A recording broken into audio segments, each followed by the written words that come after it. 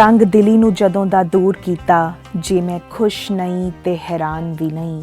ਮਾੜਾ ਫੇਰਨਾ ਤਸਬੀਹ ਦਾ ਵਿਰਦ ਕਰਨਾ, ਜੇ ਕੋਈ ਨਫਾ ਨਹੀਂ ਤੇ ਨੁਕਸਾਨ ਵੀ ਨਹੀਂ। ਮੰਨਾ ਮੂਰਤੀ ਕਾਬੇ ਦੇ ਵੱਲ ਝੁਕਣਾ, ਰਾਮ ਆਪਣਾ ਗੈਰ ਰਹਿਮਾਨ ਵੀ ਨਹੀਂ।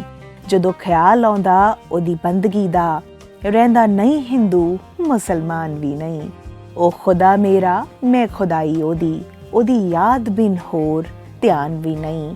ਦਾਮਨ ਪੀਵੇ ਸ਼ਰਾਬ ਤੇ ਕਰੇ ਸਜਦਾ, ਰਾਜ਼ੀ ਰੱਬ ਤੇ ਗੁੱਸੇ ਸ਼ੈਤਾਨ ਵੀ ਨਹੀਂ। ਪੰਜਾਬ ਦਾ ਨਾਮ ਕਦੇ ਸਪਤ ਸਿੰਧੂ ਹੁੰਦਾ ਸੀ। ਇਸ ਵਿੱਚ 5 ਨਹੀਂ 7 ਦਰਿਆ ਵਗਦੇ ਸੀ। ਇਸ ਦੇ ਇੱਕ ਸਿਰੇ ਤੋਂ ਦੂਜੇ ਸਿਰੇ ਤੱਕ ਪੰਜਾਬੀ ਭਾਸ਼ਾ ਦਾ ਬੋਲਬਾਲਾ ਬਹੁਤ ਜ਼ਿਆਦਾ ਸੀ। ਪੰਜਾਬੀ ਭਾਸ਼ਾ ਦੀ ਸਰਦਾਰੀ ਸੀ। 12 ਕੋਹਾਂ ਤੇ ਬੋਲੀ ਬਦਲ ਜਾਣ ਦੇ ਮੁਹਾਵਰੇ ਦਾ ਅਰਥ ਇਹੀ ਸੀ ਕਿ ਬੋਲਣ ਵਾਲਿਆਂ ਦੇ ਲਹਿਜੇ ਤੇ ਉਚਾਰਨ ਵਿੱਚ ਜ਼ਰਾ ਜਿੰਨਾ ਫਰਕ ਆ ਜਾਂਦਾ ਸੀ। ਉਸ ਵੇਲੇ ਦੇ ਆਵਾਜਾਈ ਦੇ ਸਾਧਨ ਬੜੇ ਘੱਟ ਰਫ਼ਤਾਰੀ ਹੋਣ ਕਰਕੇ ਲਹਿਜੇ ਤੇ ਉਚਾਰਨ ਦਾ ਫਰਕ ਬੋਲੀ ਬਦਲ ਜਾਣਾ ਜਾਪਦਾ ਸੀ। ਪੰਜਾਬ ਦੀ ਵੰਡ ਨਿਰੋਲ ਧਰਮ ਦੇ ਨਾਂ ਤੇ ਹੋਈ, ਪਰ ਇਸ ਦੇ ਪਿੱਛੇ ਸਿਆਸੀ ਲੋਕਾਂ ਦੀ ਸੱਤਾ ਦੀ ਭੁੱਖ ਵੀ ਪਹਿਲ ਦੇ ਆਧਾਰ ਤੇ ਸ਼ਾਮਿਲ ਸੀ। ਇਸ ਵੰਡ ਨੇ ਸਭ ਤੋਂ ਜ਼ਿਆਦਾ ਨੁਕਸਾਨ ਪੰਜਾਬੀਆਂ ਤੇ ਉਹਨਾਂ ਦੇ ਸੱਭਿਆਚਾਰ ਤੇ ਉਹਨਾਂ ਦੀ ਬੋਲੀ ਦਾ ਕੀਤਾ। ਲੱਖਾਂ ਪੰਜਾਬੀ ਕਤਲ ਹੋਏ, ਕਰੋੜਾਂ ਬੇਘਰ ਹੋਏ, ਅਰਬਾਂ ਦੀ ਜਾਇਦਾਦ ਤਬਾਹ ਹੋ ਗਈ। ਪੰਜਾਬ 2 ਹਿੱਸਿਆਂ 'ਚ ਵੰਡਿਆ ਗਿਆ, ਪਾਕਿਸਤਾਨੀ ਪੰਜਾਬ ਤੇ ਭਾਰਤ ਵਿਚਲਾ ਪੰਜਾਬ। ਦੋਹਾਂ ਪੰਜਾਬਾਂ ਦੀ ਬਦਕਿਸਮਤੀ ਇਹੀ ਰਹੀ ਕਿ ਉਹਨਾਂ ਵਿੱਚ ਵਸਦੇ ਪੰਜਾਬੀਆਂ ਨੂੰ ਆਪਣੇ ਪੰਜਾਬੀ ਭਰਾਵਾਂ ਨਾਲ ਹੀ ਸੰਘਰਸ਼ ਨਹੀਂ ਕਰਨਾ ਪਿਆ, ਸਗੋਂ ਆਪਣਾ ਦੇਸ਼ ਵੀ ਛੱਡ ਕੇ ਜਾਣਾ ਪਿਆ। ਪਾਕਿਸਤਾਨੀ ਪੰਜਾਬ ਵਿੱਚ ਵਸਦੇ ਚੌਖੇ ਪੰਜਾਬੀ ਮੁਸਲਮਾਨਾਂ ਨੇ ਪੰਜਾਬੀ ਭਾਸ਼ਾ ਨੂੰ ਆਪਣੀ ਮਾਂ ਬੋਲੀ ਮੰਨਣ ਤੋਂ ਇਨਕਾਰ ਕਰ ਦਿੱਤਾ ਤੇ ਉਰਦੂ ਨੂੰ ਆਪਣੀ ਮਾਤ ਭਾਸ਼ਾ ਲਿਖਵਾ ਲਿਆ। ਭਾਰਤੀ ਪੰਜਾਬ ਵਿੱਚ ਵਸਦੇ ਹਿੰਦੂਆਂ ਵਿੱਚੋਂ ਕੱਟੜ ਫਿਰਕਾ ਪ੍ਰਸਤਾਂ ਨੇ ਵੀ ਪੰਜਾਬੀ ਭਾਸ਼ਾ ਨੂੰ ਆਪਣੀ ਮਾਂ ਬੋਲੀ ਮੰਨਣ ਤੋਂ ਇਨਕਾਰ ਕਰ ਦਿੱਤਾ ਤੇ ਹਿੰਦੀ ਨੂੰ ਆਪਣੀ ਮਾਂ ਬੋਲੀ ਲਿਖਵਾਇਆ। ਇੰਜ ਇੱਧਰਲੇ ਪੰਜਾਬ ਦੇ ਹੋਰ ਬਟਵਾਰੇ ਦੀ ਨੀਂਹ ਰੱਖੀ ਗਈ। ਇਹਨਾਂ ਫਿਰਕਾ ਪ੍ਰਸਤਾਂ ਨੇ ਪੰਜਾਬੀ ਨੂੰ ਸਿੱਖਾਂ ਦੀ, ਹਿੰਦੀ ਨੂੰ ਹਿੰਦੂਆਂ ਦੀ, ਉਰਦੂ ਨੂੰ ਮੁਸਲਮਾਨਾਂ ਦੀ ਭਾਸ਼ਾ ਕਰਕੇ ਪ੍ਰਚਾਰਿਆ। ਪੰਜਾਬੀ ਮਾਂ ਬੋਲੀ ਤੋਂ ਮੁਨਕਰ ਇਹਨਾਂ ਫਿਰਕਾ ਪ੍ਰਸਤਾਂ ਦੀ ਸਰਕਾਰੀ ਦਰਬਾਰੇ ਤਗੜੀ ਪਹੁੰਚ ਹੋਣ ਕਰਕੇ ਪੰਜਾਬ ਵਿੱਚ ਹੀ ਪੰਜਾਬੀ ਭਾਸ਼ਾ ਦੀ ਹਾਲਤ ਇੱਕ ਤਲਾਕਸ਼ੁਦਾ ਔਰਤ ਵਰਗੀ ਹੋ ਗਈ। ਤੇ ਜੇ ਕਿਸੇ ਪੰਜਾਬ ਹਿਤੈਸ਼ੀ ਸੂਬਾਈ ਸਰਕਾਰ ਨੇ ਪੰਜਾਬੀ ਦਾ ਹਿੱਤ ਸਾਧਣਾ ਚਾਹਿਆ ਤਾਂ ਫਿਰਕੂ ਸੋਚ ਵਾਲੇ ਉੱਚ ਸਰਕਾਰੀ ਅਫਸਰਾਂ ਨੇ ਸਾਰਾ ਗੁੜਗੋਬਰ ਕਰ ਦਿੱਤਾ। ਰਾਸ਼ਟਰੀ ਭਾਸ਼ਾ ਨੂੰ ਆਪਣੀ ਮਾਂ ਬੋਲੀ ਮੰਨਣ ਵਾਲਿਆਂ ਨੇ ਹਿੰਦੀ ਭਾਸ਼ਾ ਨੂੰ ਸੰਸਦ ਵਿੱਚ ਬਹੁਮਤ ਨਾਲ ਰਾਸ਼ਟਰੀ ਭਾਸ਼ਾ ਦਾ ਦਰਜਾ ਮਿਲਣ ਦਾ ਜੰਮ ਕੇ ਪ੍ਰਚਾਰ ਕੀਤਾ। ਕਈ ਵਾਰ ਨਿਰਵਿਰੋਧਤਾ ਦੀ ਗੱਲ ਵੀ ਆਖੀ ਗਈ, ਪਰ ਸੱਚਾਈ ਇਸ ਤੋਂ ਜ਼ਰਾ ਉਲਟ ਸੀ। ਇਸੇ ਤੇ ਉਸਤਾਦ ਦਾਮਨ ਨੇ ਇਹਨਾਂ ਤਮਾਮ ਚੀਜ਼ਾਂ ਦਾ ਡਟ ਕੇ ਵਿਰੋਧ ਕੀਤਾ। ਕਦੇ ਉਹ ਕਹਿੰਦੇ ਨੇ ਕਿ ਪਾਕਿਸਤਾਨ ਮਕਾਨ ਇੱਕ ਬਣ ਗਿਆ ਏ, ਵਸਣ ਸਾਧ ਉੱਤੇ ਰਹਿੰਦੇ ਚੋਰ ਹੇਠਾਂ। ਇੱਥੇ ਨਵਾਂ ਹਿਸਾਬ ਇੱਕ ਨਿਕਲਿਆ ਏ, ਰਹਿਣ ਸੈਂਕੜੇ ਉੱਤੇ ਤੇ ਕਰੋੜ ਹੇਠਾਂ। ਲੋਕਾਂ ਪਹਾੜਾਂ ਦੇ ਪਹਾੜ ਪਲਟ ਸੁੱਟੇ, ਅਸੀਂ ਆਏ ਵਟਵਾਨੀ ਦੇ ਰੋੜ ਹੇਠਾਂ। ਲੋਕੀ ਚੰਨ ਉੱਤੇ ਪਹੁੰਚਦੇ ਜਾਪਦੇ ਨੇ, ਅਸੀਂ ਗਏ ਜ਼ਮੀਨ 'ਚ ਤੋੜ ਹੇਠਾਂ। ਭੱਜ ਭੱਜ ਕੇ ਵੱਖੀਆਂ ਚੂਰ ਹੋਈਆਂ, ਪਹੁੰਚੋਂ ਵੇਖਿਆ ਤੇ ਖੋਤੀ ਬੋੜ ਹੇਠਾਂ। ਜਦੋਂ ਰਾਸ਼ਟਰੀ ਭਾਸ਼ਾ ਦੇ ਪ੍ਰਸਤਾਵ ਉੱਤੇ ਪਾਰਲੀਮੈਂਟ ਵਿੱਚ ਬਹਿਸ ਹੋ ਕੇ ਮਤਦਾਨ ਹੋਇਆ ਤੇ ਹਿੰਦੀ ਦੇ ਵਿਰੋਧ ਦੇ ਪੱਖ ਵਿੱਚ ਅੱਧੇ ਮੈਂਬਰ ਸਨ। ਕਾਂਗਰਸ ਦੇ ਵਿਪ ਜਾਰੀ ਕਰਨ ਦੇ ਬਾਵਜੂਦ ਦੱਖਣ ਦੇ ਸੂਬਿਆਂ ਦੇ ਪਾਰਲੀਮੈਂਟ ਮੈਂਬਰ ਹਿੰਦੀ ਦੇ ਵਿਰੋਧ ਦੇ ਵਿੱਚ ਭੁਗਤੇ ਹੋਏ ਸਨ। ਐਨ ਉਸ ਵੇਲੇ ਪਾਰਲੀਮੈਂਟ ਦੇ ਮੈਂਬਰ ਗਿਆਨੀ ਗੁਰਮੁਖ ਸਿੰਘ ਮੁਸਾਫਿਰ ਸੰਸਦ ਹਾਲ ਵਿੱਚ ਪਹੁੰਚੇ। ਇਹ ਵੇਖ ਕੇ ਪੰਡਿਤ ਜਵਾਹਰ ਲਾਲ ਨਹਿਰੂ ਖੁਸ਼ ਹੋ ਗਏ ਤੇ ਉਹਨਾਂ ਨੇ ਹਕੂਮਤ ਗਿਆਨੀ ਜੀ ਨੇ ਹਿੰਦੀ ਦੇ ਹੱਕ ਦੇ ਵਿੱਚ ਵੋਟ ਪਾ ਦਿੱਤੀ ਤੇ ਹਿੰਦੀ ਨੂੰ ਰਾਸ਼ਟਰੀ ਬਣਾ ਦਿੱਤਾ। ਪੰਜਾਬੀ ਭਾਸ਼ਾ ਦੀ ਬਦਕਿਸਮਤੀ ਇਹੀ ਰਹੀ ਕਿ ਇਸ ਦੇ ਆਪਣੇ ਪੁੱਤਰਾਂ ਨੇ ਹੀ ਇਸ ਦੇ ਨਾਲ ਧਰੋਹ ਕੀਤਾ। ਇਸ ਦੇ ਵਿਹੜੇ ਦਾ ਵਾਰ-ਵਾਰ ਬਟਵਾਰਾ ਹੋਇਆ।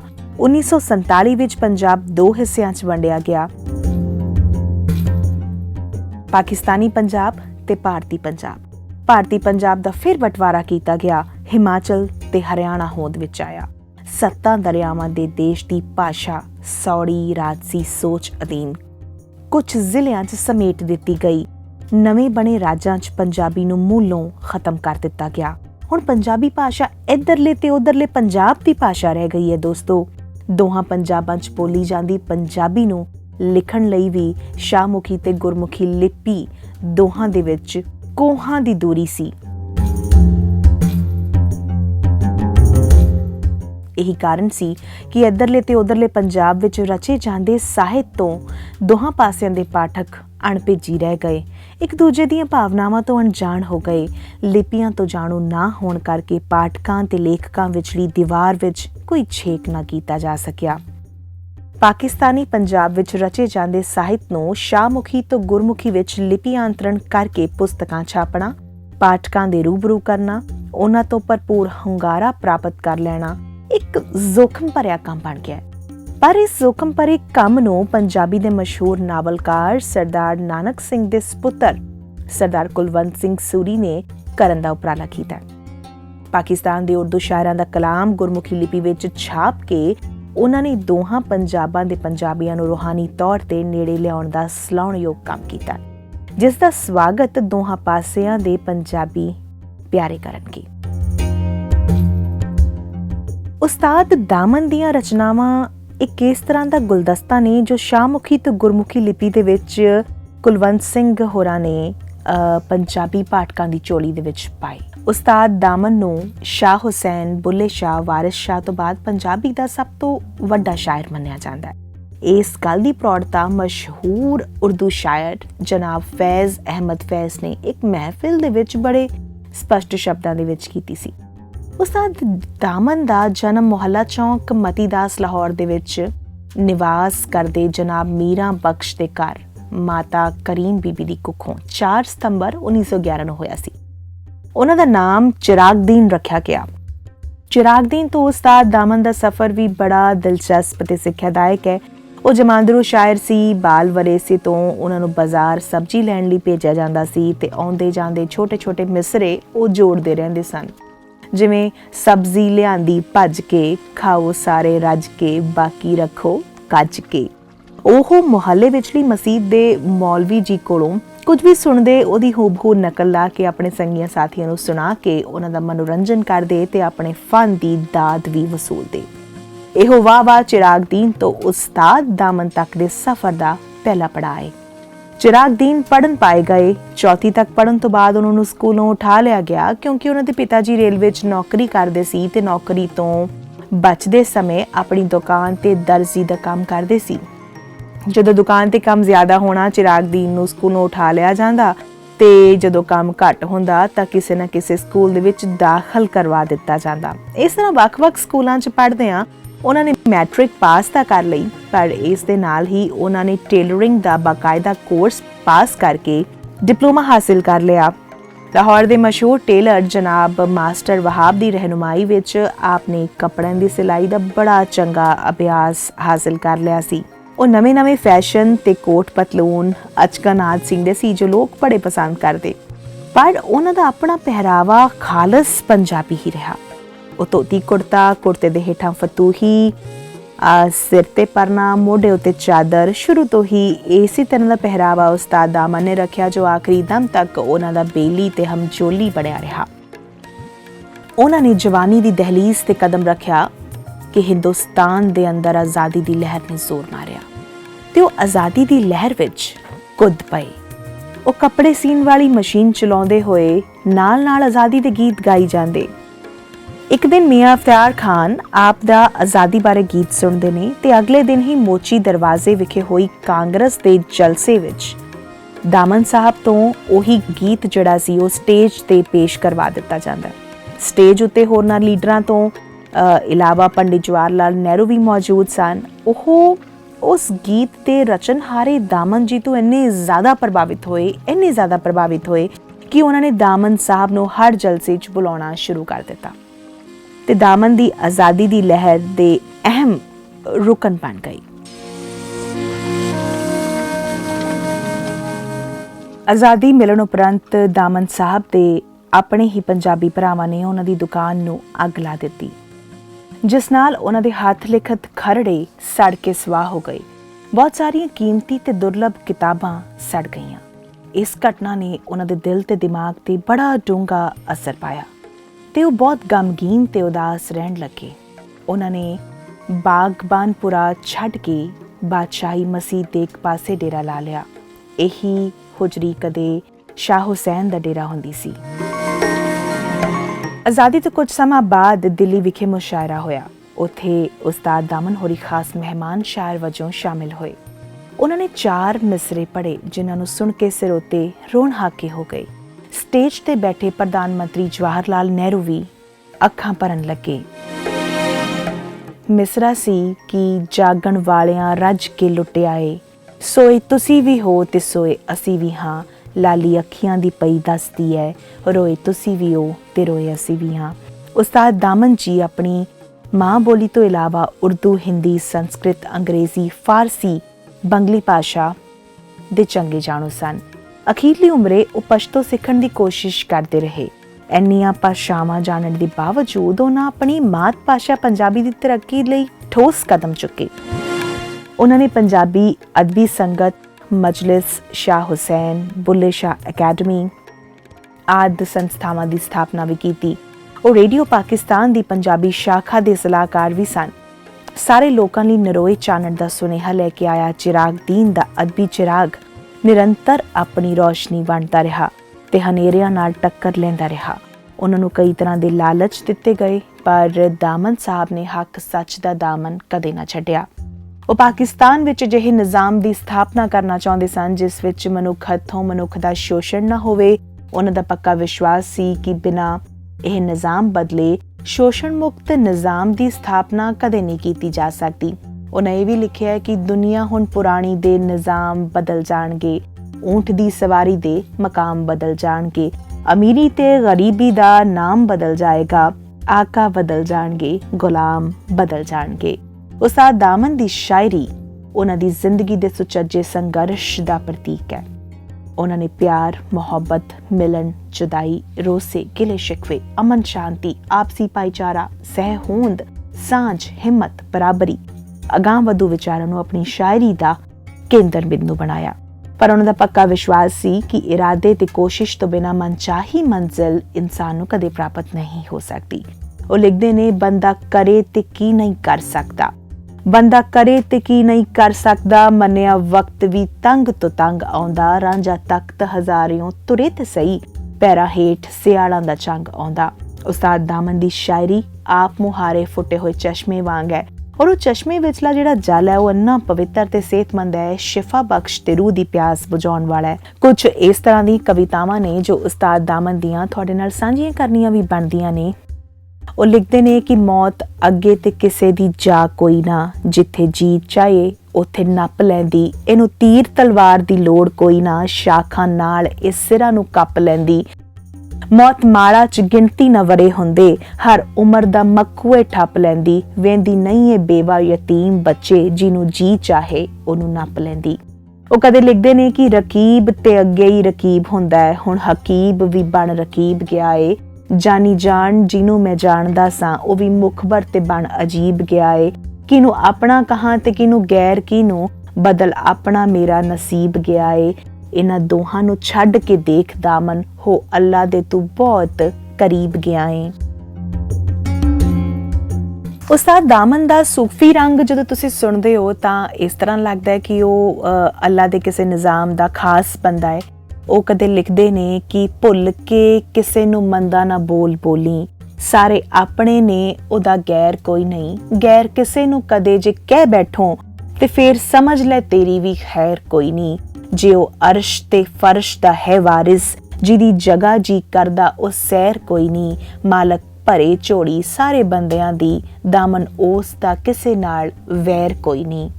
ਤੇ ਕਦੇ ਉਹ ਅੱਲਾ ਨੂੰ ਯਾਦ ਕਰਦੇ ਲਿਖਦੇ ਨੇ ਕਿ ਮੈਨੂੰ ਕੁਫਰ ਇਸਲਾਮ ਦਾ ਪਤਾ ਲੱਗੇ, ਆਪਣੀ ਨੂਰ ਥੀ ਰੋਸ਼ਨ ਨਿਗਾਹ ਕਰਦੇ, ਤੇਰੇ ਵੱਲ ਆਉਣ ਨੂੰ ਜੀ ਕਰਦਾ, ਮੈਨੂੰ ਪਕੜ ਕੇ ਆਪਣੀ ਰਾਹ ਕਰਦੇ, ਮੈਂ ਮਕਾਮੇ ਤੌਹੀਦ ਨੂੰ ਚਾਹੁਣ ਵਾਲਾ, ਬਾਖਬਰ ਤੇ ਨਾਲੇ ਆਗਾਹ ਕਰਦੇ।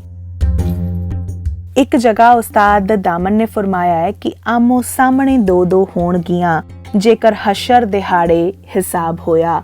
कहंदे जिंदगी रब दी करम बख्शिश, मेरे वास्ते एहो अजाब होया। ओदे विच की लहू है पीण जोगा, जिदा भुज के जिगर कबाब होया। तेरी जन्नत ते उधर नहीं दिल आउंदा, जिथों पहला सी कदे जवाब होया। खजा रही हयाती दे बाग अंदर, खिड़के दिल न कदे गुलाब होया। ते दौलत खाने दा मेरे की पुछ दिओ, दौलत लुट गई खाना खराब होया। उस्ताद दामन दा अपनी बोली नाल प्यार भी कुछ इस तरह दा सी। ਉਹ ਲਿਖਦੇ ਨੇ ਕਿ ਜਦੋਂ ਕਦੇ ਪੰਜਾਬੀ ਦੀ ਗੱਲ ਕਰਾਂ, ਫਾਂ ਫਾਂ ਕਰਦਾ ਤੇ ਫੂੰ ਫੂੰ ਆਉਂਦਾ। ਤੂੰ ਪੰਜਾਬੀ ਪੰਜਾਬੀ ਕੀ ਲਾਈ ਹੋਈ ਹੈ, ਚਾਂ ਚਾਂ ਕਰਦਾ ਤੇ ਚੂੰ ਚੂੰ ਆਉਂਦਾ।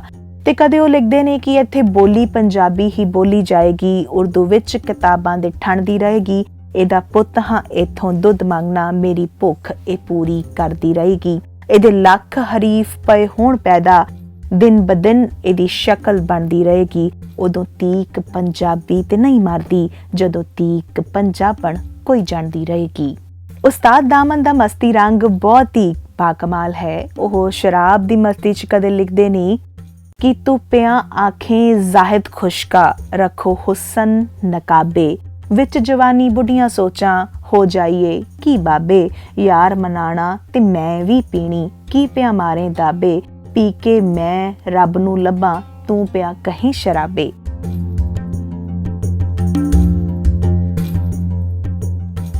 ਕਦੇ ਸ਼ਰਾਬ ਦੀ ਸਿਫਤ ਵਿੱਚ ਉਹ ਲਿਖਦੇ ਨੇ ਕਿ ਲੰਬੀ ਆਸ ਉਮੀਦ ਦੀ ਉਮਰ ਹੁੰਦੀ, ਜਿਵੇਂ ਯਾਰ ਦੀ ਹੋਵੇ ਉਡੀਕ ਸਾਕੀ। ਭਰ ਕੇ ਜੱਗ ਤੇ ਆਸ ਨੂੰ ਨੀਂਦ ਆਵੇ, ਲਾ ਕੇ ਪੀਣੀ ਸ਼ਰਾਬ ਮੈਂ ਡੀਕ ਸਾਕੀ। ਜਮੇ ਫਿਕਰ ਤੇ ਗਮਾਂ ਨੂੰ ਇਹ ਦੁਨੀਆ, ਤੜਕੇ ਤੜਕੇ ਗੱਭਰੂ ਲੈ ਖਾ ਜਾਂਦੀ। ਅੱਜ ਹੀ ਦੇ ਮੈਂ ਖਾਰਾਂ ਨੂੰ ਮੈਂ ਸਾਰੀ, ਕੱਲ ਦੀ ਆਸ ਤੇ ਮਾਰ ਨਾ ਚੀਕ ਸਾਕੀ। ਇੱਕ ਜਗ੍ਹਾ ਉਹਨਾਂ ਸ਼ਰਾਬ ਦੇ ਸਰੂਰ ਵਿੱਚ ਇਹ ਵੀ ਲਿਖਿਆ ਕਿ ਉਹਨੇ ਆਖਿਆ ਪੀਣੀ ਸ਼ਰਾਬ ਛੱਡ ਦੇ, ਮੈਂ ਆਖਿਆ ਤੇਰਾ ਵਸਾ ਕਰ ਲਾਂ। ਉਹਨੇ ਆਖਿਆ ਪੀਣੀ ਸ਼ਰਾਬ ਛੱਡ ਦੇ ਤੇ ਮੈਂ ਆਖਿਆ ਕਿ ਤੇਰਾ ਵਸਾ ਕਰ ਲਾਂ। ਪੀਣੀ ਛੱਡ ਕੇ ਇਹਨਾਂ ਕੁ ਦੱਸਦਾ ਸਹੀ, ਜੰਨਤ ਛੱਡ ਕੇ ਦੋਜ਼ਖ ਨੂੰ ਰਾਹ ਕਰ ਲਾਂ। ਆਦਮ ਕਣਕ ਤੋਂ ਜੰਨਤ ਨੂੰ ਛੱਡਿਆ ਸੀ ਤੇ ਮੈਂ ਸ਼ਰਾਬ ਛੱਡ ਕੇ ਉਹਦੀ ਚਾਹ ਕਰ ਲਾਂ। ਇਹਨੂੰ ਪੀਣ ਵਾਲਾ ਜੰਨਤ ਨਹੀਂ ਚਾਹੁੰਦਾ, ਜ਼ਿੰਦਾ ਆਦਮ ਦੀ ਮੈਂ ਦਾਸਤਾਨ ਕਰ ਲਾਂ। ਉਹਦੇ ਕਣਕ ਤੋਂ ਜੰਨਤ ਕੁਰਬਾਨ ਕੀਤੀ ਤੇ ਮੈਂ ਸ਼ਰਾਬ ਤੋਂ ਜੰਨਤ ਕੁਰਬਾਨ ਕਰਦਾ।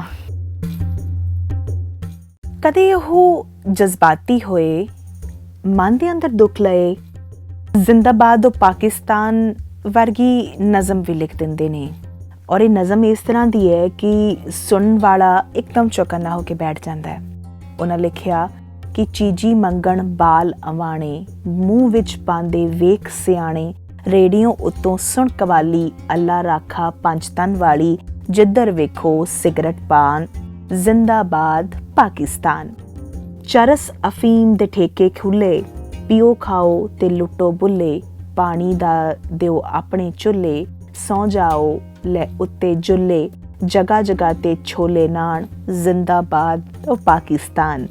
ਬੂਹੇ ਬੰਦ ਮਸੀਤਾਂ ਦੇ ਨੇ, ਮੁੱਲਾ ਮਾਰੇ ਨੀਤਾਂ ਦੇ ਨੇ। ਝਗੜੇ ਹੋਏ ਰੀਤਾਂ ਦੇ ਨੇ, ਪਾਕਾਂ ਨਾਲ ਪਲੀਤਾਂ ਦੇ ਨੇ। ਡੰਗੋ ਡੰਗ ਹੋਏ ਇਨਸਾਨ, ਜ਼ਿੰਦਾਬਾਦ ਓਏ ਪਾਕਿਸਤਾਨ। ਸੁਨੀਆਂ ਵੱਲੋਂ ਹੋਇਆ ਐਲਾਨ, ਵਹਾਬੀ ਹੋ ਗਿਆ ਕੁੱਲ ਜਹਾਨ। ਕਿੱਥੇ ਤੁਰ ਗਈ ਅੱਜ ਪਛਾਣ, ਜੋ ਬੋਲੇ ਸੋ ਨਾ ਫਰਮਾਨ। ਵੱਖੋ ਵੱਖਰੀ ਲੱਗੇ ਤਾਨ, ਹੁਣ ਵੀ ਜ਼ਿੰਦਾਬਾਦ ਉਹ ਪਾਕਿਸਤਾਨ। ਸਾਡੇ ਮੁਲਕ ਦੇ ਨੌਜਵਾਨ, ਭੰਗੀ ਚਰਸੀ ਤੇ ਪਲਵਾਨ। ਫੈਸ਼ਨ ਹੈ ਇਹਨਾਂ ਦੀ ਜਾਨ, ਗੀਤ ਹਿਜਰ ਦੇ ਗਾਉਂਦੇ ਜਾਣ। ਮਿੱਟੀ ਰੋਲੇ ਆਪਣੀ ਸ਼ਾਨ, ਫਿਰ ਵੀ ਕਹੀਏ ਜ਼ਿੰਦਾਬਾਦ ਤੋਏ ਪਾਕਿਸਤਾਨ। ਆਖਰੀ ਨਜ਼ਮ ਪੇਸ਼ ਖਿਦਮਤ। ਇਹ ਨਜ਼ਮ ਕਿਹਾ ਜਾਂਦਾ ਹੈ ਕਿ ਉਸਤਾਦ ਦਾਮਨ ਦੀ ਬਿਹਤਰੀਨ ਨਜ਼ਮਾਂ 'ਚੋਂ ਇੱਕ ਹੈ।